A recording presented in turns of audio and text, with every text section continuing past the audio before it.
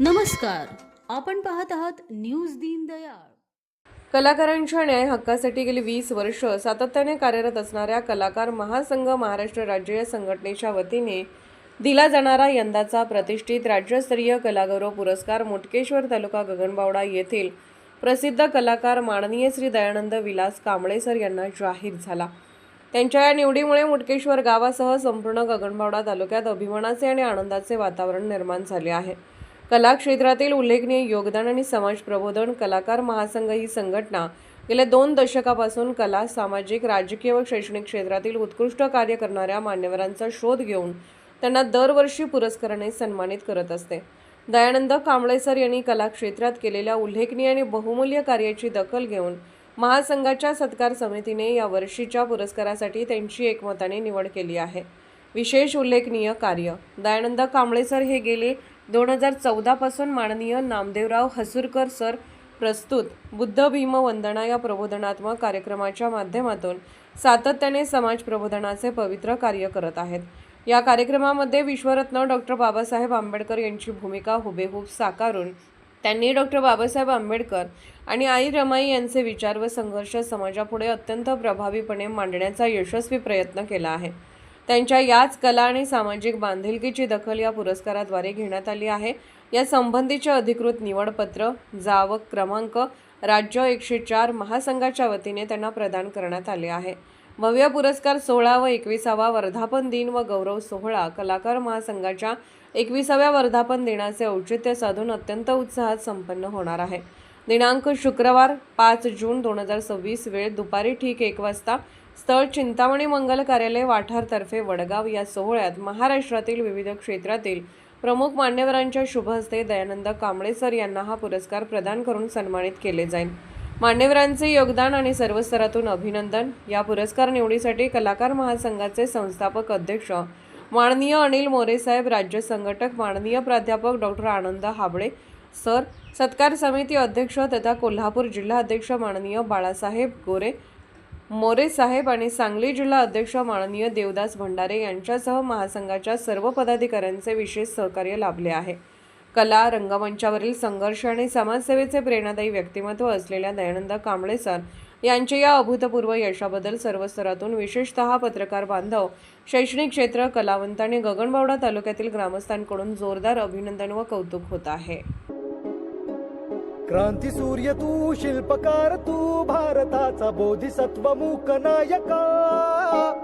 मोडल्या रूढी त्या परंपरा, दिव्य तेजा तूच सकल न्यायदायका. क्रांती सूर्य तू, शिल्पकार तू, भारताचा बोधिसत्व मूक नायका.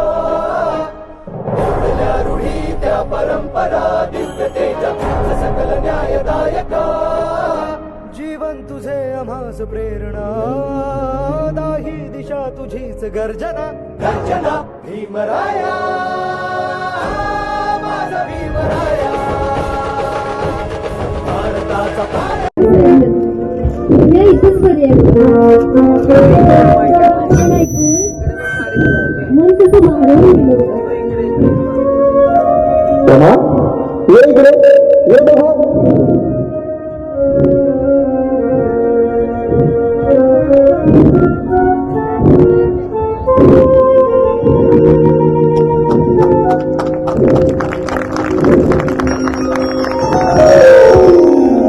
रामो, हे काय पाहतोय मी?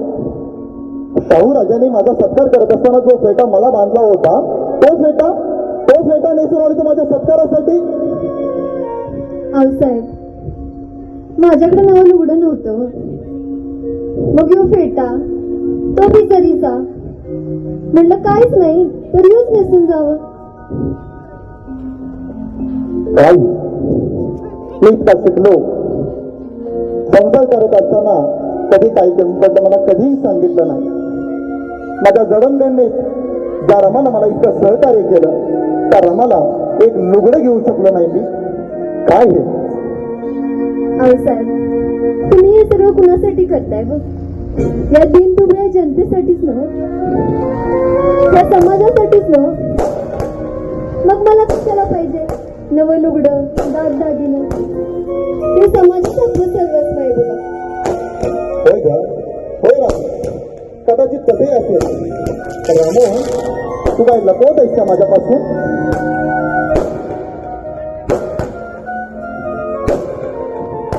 साहेब, मला काय आणि कसं सांगू हेच कळत सुचना झालंय. तुमचा लाडका गंगाधर आणि राजरत्न तुम्हाला सोडून गेलं व.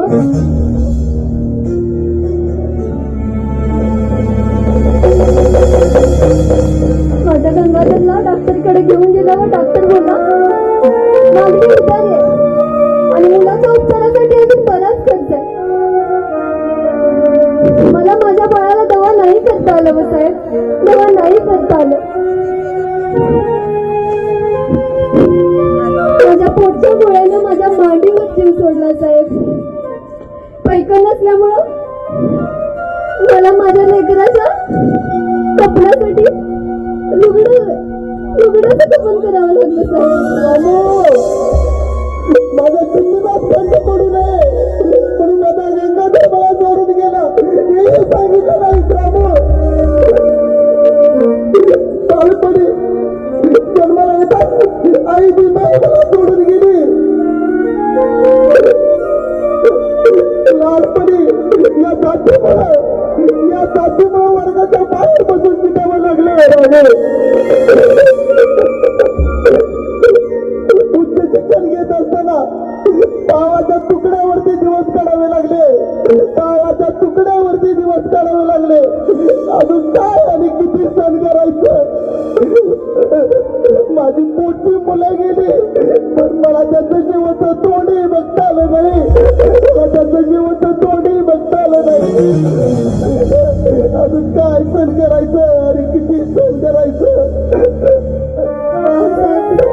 तुम्ही असं कसं चालेल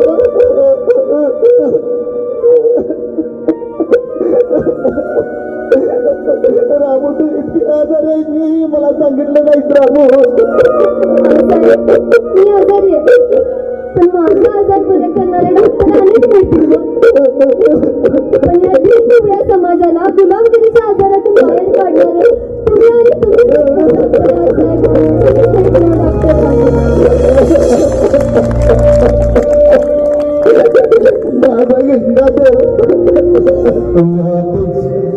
जावे धन्याच्या स्वागताला सारी नाही चांगली सयाला.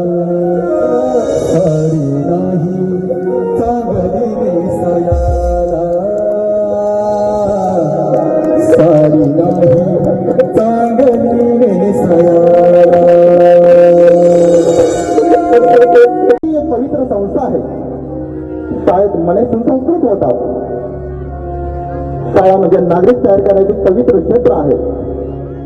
पण फक्त वहीकरण म्हणजे शिक्षण का नाही तर बुद्धीला सत्याकडे, भावनेला माणुसकीकडे आणि शरीराला समाकडे नेण्याचा मार्ग म्हणजे शिक्षण. जसे जेवण केल्यावर होणारे समाधान ते तात्पुरते असते, या उलट शिक्षणातून मिळणारी ज्ञानाची जुगरी हे आयुष्यभर करते. त्याचा माणूस उपास मारू नये असंच करून तो अल्पायुष्य होतो.